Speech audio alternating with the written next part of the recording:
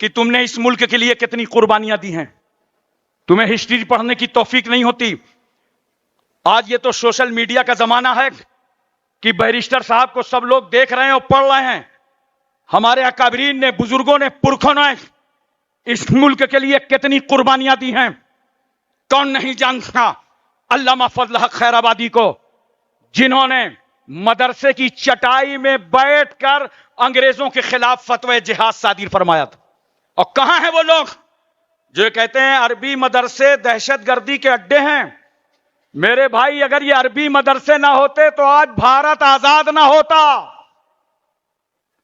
Note کرو, کسی مدرسے چلو, جامعہ نظامیہ چلو, جامعہ اشرفیہ چلو, جامعۃ الرضا چلو, جامعہ اشرف المدارس کانپور چلو, اور ہاسٹل میں چلو, 10 کلو سیب لے لو اور بچوں کو چل کے کھلاؤ, تو آپ کہیں گے بچے زیادہ ہیں, چاقو منگا لیجئے تاکہ کاٹ کے پھانک بنا کے بچوں کو دے دیا جائے.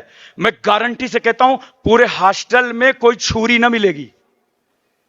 ہمیں جو غریب اور مظلوم قوم ایسی دال کھاتی ہو کہ ضرورت پڑے تو وضو کر لو, وہ دہشت گرد ہوگی؟ نہیں ہو سکتی.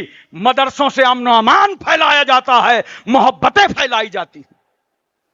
علامہ فضل حق خیر آبادی کو جب جزیرہ انڈمان سے ان کے گھر والے ملاقات کرنے گئے تو کیا دیکھا کہ جیل سے ان کا جنازہ نکل رہا ہے.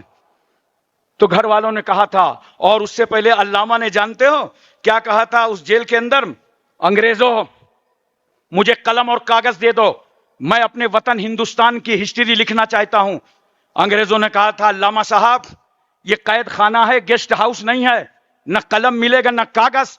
تو علامہ فضل حق خیر آبادی نے کوئلہ کو قلم بنا لیا اور کپڑے کو کاغذ بنا ڈالا اور الثورۃ الہندیہ نامی ایک کتاب لکھ ڈالی. آپ توجہ کیجئے, جب آپ کا جنازہ باہر نکل رہا تھا, آپ کے گھر والے ملنے گئے تھے, پتا چلا تھا آپ کے بیٹے کا تو جنازہ نکل رہا ہے, ان کا تو انتقال ہو گیا ہے. گھر والوں نے کہا تھا جنازہ نکل رہا ہے, خدا کرے اس جنازے کے صدقے میں انگریزوں کا جنازہ نکل جائے اور ہمارا ملک جو آزاد ہو. مفتی عنایت احمد صاحب کاکوروی کو کون نہیں جانتا؟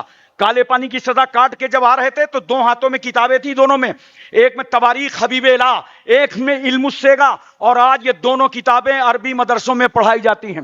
مولانا سید کافی مراد آبادی کو کون نہیں جانتا؟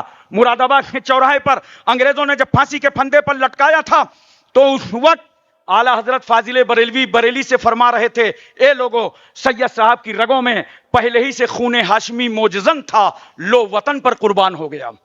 مولانا سید کافی مراد آبادی یہ مجاہدین آزادی میں سے, مولانا لطف اللہ شاہ علی گڑھی, مولانا سید احمد اشرف کچھوچوی کے استاد گرامی ہیں. ان بزرگوں نے, مفتی صدر الدین آزورتا, مولانا لیاقت علی صاحب, محمد علی جوہر نے کہا تھا, اے لوگو, ڈاکٹر اقبال کی شاعری نے لوگوں کو قرآن تک پہنچایا ہے, مگر فاضل بریلوی کی شاعری نے لوگوں کو صاحب قرآن تک پہنچایا ہے. ان ہمارے بزرگوں نے, اکابرین نے قربانیاں دی ہیں, تب ہندوستان آزاد ہوا ہے.